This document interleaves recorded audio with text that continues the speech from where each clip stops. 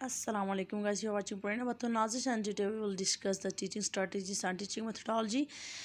We have already discussed the first 27 MCQs. आपको मिल जाएगी playlist में teaching strategies and teaching methodology lecture 1 के नाम से, तो आप उसको देख लीजिएगा। अभी हम क्वेश्चन नंबर 28 से आगे पढ़ते हैं। Okay, your question says goals are at. यहाँ पे 3 चीज़ें हैं, हमेशा याद रखिएगा। एक तो ऑब्जेक्टिव्स होते हैं, दूसरे जो है ना गोल्स होते हैं, और तीसरे जो है ना एम्स होते हैं। ये तीनों ऐसे अगर हम देखें तो हम मानी लगते हैं, लेकिन इनमें फ़र्क है। जो ऑब्जेक्टिव्स होते हैं वो नेशनल लेवल में होते हैं, जो गोल्स होते हैं वो सब्जेक्ट लेवल में, यानी कि इनका जो स्कोप है उस बेस पर ये डिफ्रेंशिएट करते हैं, ठीक है ना। ऑब्जेक्टिव्स पूरे नेशनल लेवल पे बनते हैं, इसीलिए जो करिकुलम हम बनाते हैं वो पूरे नेशनल लेवल का बनता है। गोल जो है ना सब्जेक्ट लेवल के होते हैं जी। ये सब्जेक्ट पढ़ा के हमने ये चीज़ें बच्चों में पैदा करनी है, फॉर एग्जांपल तो ये गोल हो गया। Aims are at the national expectations. Aims जो है ना सिर्फ एक्सपेक्टेशंस होती हैं, ठीक है ना, जो आप एक्सपेक्ट कर रहे होते हैं नेशनल लेवल पे, तो वो एम्स कहलाएंगे। सो क्वेश्चन नंबर 30 देखें, the ultimate result of scientific method is development and knowledge है, ठीक है ना। अल्टीमेट रिजल्ट जो साइंटिफिक मेथड का, उसका असल में क्या है, डेवलपमेंट और नॉलेज हासिल करना है। Psychological principle of teaching is proceed from complex to simple. जो साइकोलॉजिकल प्रिंसिपल है वो क्या करता है, कम्प्लेक्स से सिंपल की तरफ, ठीक है ना। जो पेचीदा है, मुश्किल चीज़ वो पहले पढ़ा दी जाए, जो आसान है वो बाद में पढ़ाई जाए, तो ये साइकोलॉजिकल प्रिंसिपल कहलाता है। Ultimate focus of scientific method is, question number 32 कहता है कि जो साइंटिफिक मेथड है उसका फोकस असल में क्या है, formulation of law and theory. असल में साइंटिफिक मेथड का मकसद क्या है कि वो लॉ और थ्योरी बनाने में मदद देता है, क्योंकि आखिर में आप सब ने देखा होगा जब हम साइंटिफिक मेथड पढ़ते हैं तो आखिर में वो जो चीज़ है वो या तो लॉ बनती है या प्रिंसिपल बनता है, तो असल मकसद इसका यही है। क्वेश्चन नंबर 33 देखें, exhibition of science fairs promote students ability and comprehension and application, आपका आंसर हो जाएगा।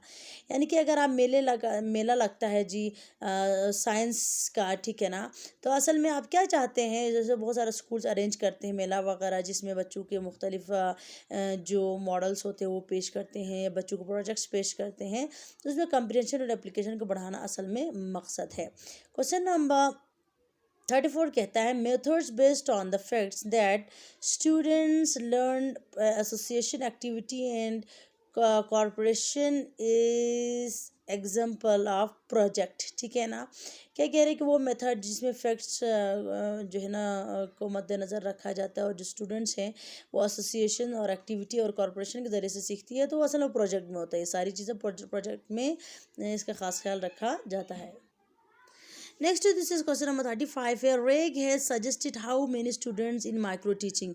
रेग जो माइक्रो टीचिंग है वो उस कंसेप्ट जो है ना रेग ने दिया था, और वो कहता है रेग के मुताबिक एक जो है ना माइक्रो टीचिंग की क्लास में कितने बच्चे होने चाहिए, इसका आंसर हो जाएगा 5 से 10। 36 है, interest can be created by using days. बच्चों में जो है ना पढ़ाई के दौरान एक इंटरेस्ट आप पैदा कर सकते हैं एड्स को शामिल करके अपने लेक्चर में। अगर आप ऑडियो विजुअल एड्स जितने इस्तेमाल करेंगे बच्चे उतने ही ज़्यादा फोकस करेंगे आपके लेक्चर में। क्वेश्चन नंबर 37 है, mock up models are those which explains. ये प्रिंसिपल्स और writing of working of machine, इसके एग्जाम आंसर होगा। जो मॉकअप मॉडल्स होते हैं इसमें क्या चीज़ें एक्सप्लेन की जाती है, कोई प्रिंसिपल वगैरह एक्सप्लेन किया जाता है, या जो है ना एक मशीन कैसे काम करती है उस तरह से उसको तफसीलन समझाया जाता है। क्वेश्चन नंबर 38 है, according to Thurber types of models are. Thurber के मुताबिक मॉडल के कितने टाइप्स है जी, इसके आंसर हो जाएगा 3 मॉडल्स हैं। नॉलेज हम जो है ना सेंस ऑफ टेस्ट से 3%, सेंस ऑफ स्मेल से 3%, नॉलेज हम जो है ना सेंस ऑफ टच से 6%, और नॉलेज हम सेंस ऑफ लिसनिंग से 13%, और सेंस ऑफ सीइंग से 75% हासिल करते हैं, ठीक है। जो नॉलेज है उसको गेन करने के जो हमारे 5 सेंसेस हैं उसके हम परसेंटेज वाइज डिस्कस कर रहे थे। क्वेश्चन नंबर 44 है, method best suited for teaching of science is project method. अगर आप साइंस पढ़ाना चाहते हैं तो प्रोजेक्ट मेथड बेस्ट है, जिससे बच्चे बहुत अच्छा समझते हैं। Okay, next this is question number 45। Micro teaching started in, जो माइक्रो टीचिंग है वो 1960 में शुरू हुई थी। और जो है ना micro teaching focus is competency और स्किल्स, ठीक है ना। माइक्रो टीचिंग जो है ना स्किल्स के बजाय कम्पिटेंसी पर ज़्यादा फोकस करती है।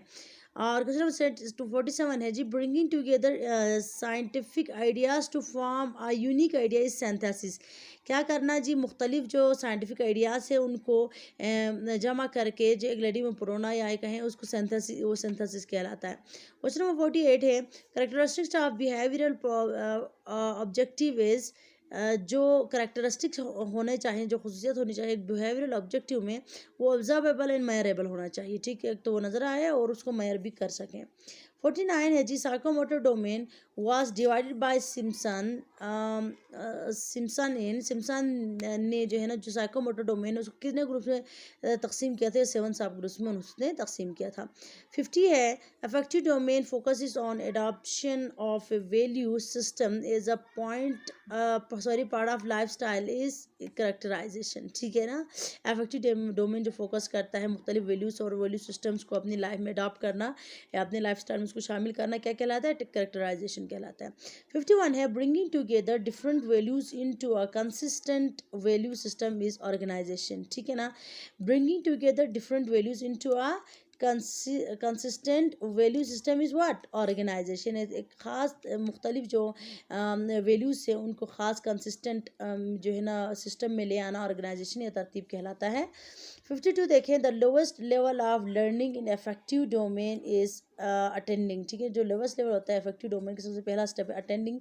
आप मास्टर से या माहौल से कोई भी स्टिमुलस लेते हैं या कोई भी चेंज आती है तो आप उसको अटेंड करते हैं, फर्स्ट इसका स्टेप है। Affective domain is divided into, affective domain के जो है ना 5 सब ग्रुप्स हैं। और 54 कहता है, to group the meaning of a material is, एक मटेरियल है उसका मतलब समझना क्या कहलाता है? कंप्रीहेंशन कहलाता है। Thanks for watching guys, like share and subscribe for more videos. इस यूट्यूब चैनल पर मैं बनाती रहती हूँ TGT 16 के जो लेटेस्ट सिलेबस FPSC का, उसके मुताबिक लेक्चर्स हैं, बहुत सारे MCQs बेस्ड जो है ना तमाम एजुकेशनल जो सब्जेक्ट्स हैं उसके लेक्चर्स आपको मिल जाएंगे। So stay connected, thank you very much.